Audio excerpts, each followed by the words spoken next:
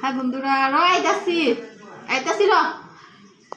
তো দেখো আমার এখানে প্রচুর গরম পড়ছে, কিন্তু তোমাকে ওইখানে এরকমই। তো বসে আছি মাটিতে, অনেক কিছু করছি সবজি।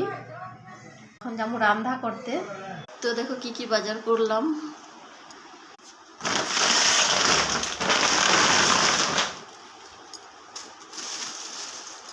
তো ঘুমাইতে পারে দুপুরে খাওয়া।